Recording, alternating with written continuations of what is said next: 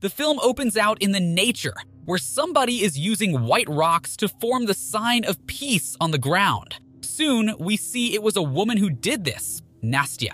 She lives with her husband Mykola in a peaceful cabin they have built in the countryside. They like to live away from the rest of the society, and they refuse to own a television or any other means of technology, including a phone. As it appears, Mykola is a physics teacher. When a boy spits a piece of paper on the board, Mykola uses it as an opportunity to demonstrate the concepts of speed and distance. When the school day is off, one of the students tells Mykola to leave because he is not one of them. Later, a news reporter visits Mykola and his wife to interview them about the special lifestyle they are living. The couple are ecologists, and they have built some cool stuff, such as a windmill to provide them electricity through wind. However, the reporter is not impressed and rushes out of there, considering the couple to be lunatics. That night, Mykola and Nastya demonstrate how happy and free they feel, taking a bath together and screaming along with the wolves. However, they neglect that the Russians are invading Ukraine that same night.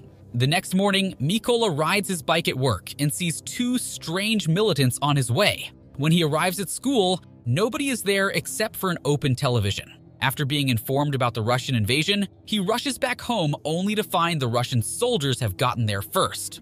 After beating the couple up, the Russians burn their house. Nastya makes a move against the Russians, but unfortunately, they shoot her dead.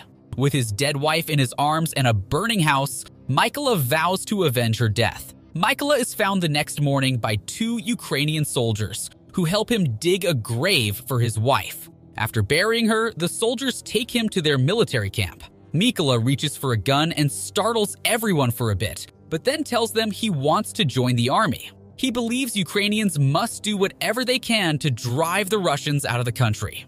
Gradually, he starts training with the rest of the soldiers, and he achieves a better physical condition.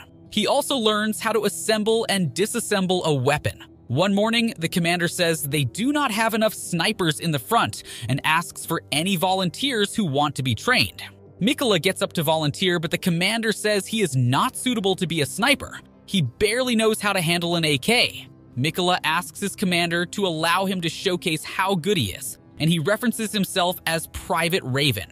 He claims he can disassemble and assemble the AK in 20 seconds. Not only that, but he can also do it with his eyes closed. The commander accepts his challenge, and Mykola is able to perform the task in 18 seconds, which means the commander will allow him to train as a sniper.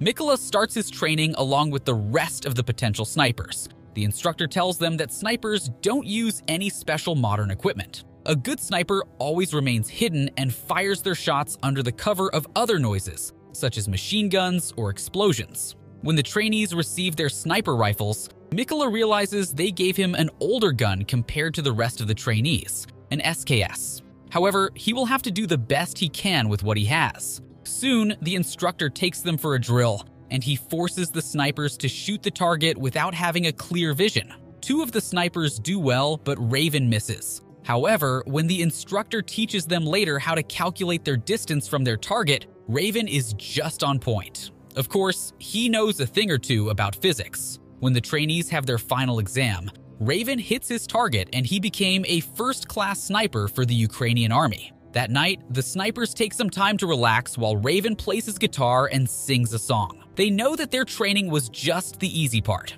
Soon, they will be sent to join the real war. Indeed, Raven and his fellows are sent outside a Russian military camp. They see a Ukrainian car arriving and being stopped by the Russians. The Russian soldiers check their passports but start beating them up for no reason. That is when Raven and his team know they have to take action. They unleash a simultaneous attack and deal with the Russians. While the team deals with most of them, one is still alive and holds the Ukrainian woman at gunpoint. One of the team's snipers has a shot on the Russian soldier and shoots him through the car's windows. After this first successful operation, the Ukrainian army sets up a temporary camp in a building that used to be a school. Of course, Raven can't help but recall the beautiful days of his life when he was a teacher leaving with his wife. The next morning, it is time for the snipers to go on the hunt again. While they slowly crawl across the sand, they are spotted by the Russian snipers. A member of the Ukrainian sniping team is shot, and he is brought back to the camp dead. The higher-ranked Ukrainian officers believe that the Russians are gradually getting the upper hand in this battle. The Ukrainians have to send them a message by occupying a location they call Zero Line, which is a zone that has been evacuated. The Ukrainians make their move the next morning, and they set an ambush in a location where they believe Russian soldiers will walk through. They booby-trap a path along the trees, and then they wait. Soon, Russians are walking closer to them, but to his surprise, Raven sees one of his former students walking with them. A portion of Ukrainian citizens are pro-Russian, so they have joined forces with them.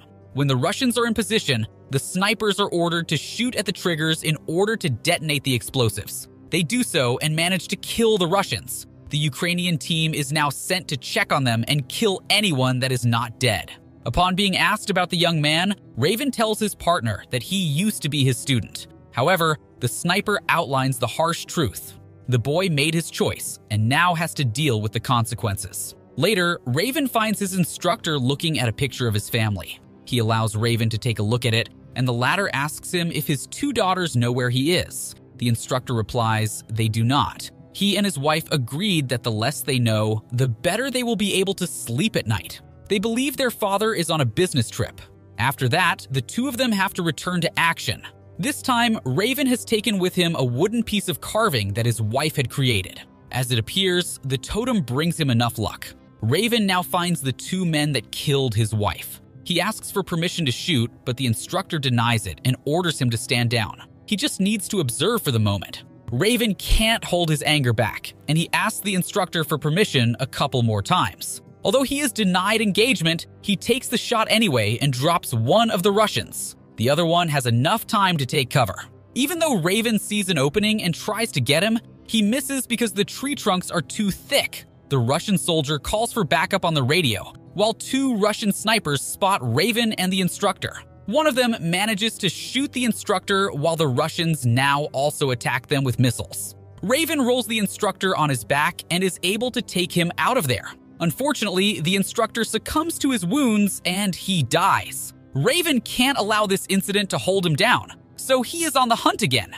He crawls through a field near a warehouse and spots a Russian sniper that has immersed himself in a pile of trash. He is able to kill him, but that exposes his location to another Russian sniper who is hiding within the warehouse. The Russian sniper shoots at him, but only scratches the Raven's arm.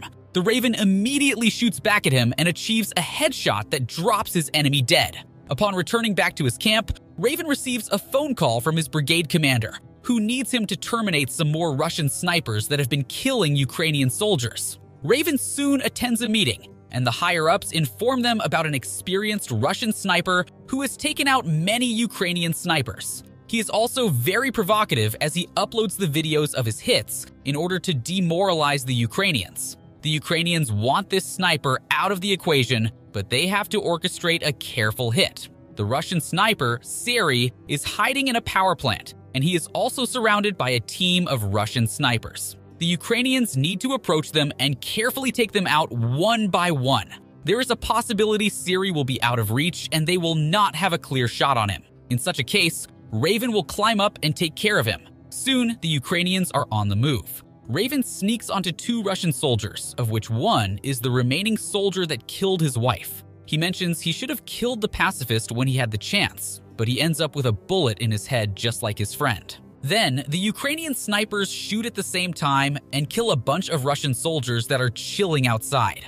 In the meantime, another Ukrainian mounts a machine gun and starts shooting in order to confuse the Russian snipers hiding inside the power plant. They try to figure out where he is shooting at, neglecting that he is providing cover for his snipers and also buying Raven some time to infiltrate the power plant. Sari realizes that most of his men have been killed and he calls for backup. On the radio, they tell him he will have to wait for 10 minutes until help arrives. Sari mounts his gun again and sees Raven's totem right in front of him, which is pretty strange. Raven has made it to his floor and jumps on him with a knife, killing him. Then, he steals his gun and uses it to kill some Russian soldiers that have arrived for backup. They engage a smoke grenade in order to get themselves some cover, but they don't know there are other Ukrainian snipers aiming at them as well. The Russian soldiers are killed, so Raven now has the chance to walk away. He returns to the place where his house used to be to tell his wife that not only he killed her murderers,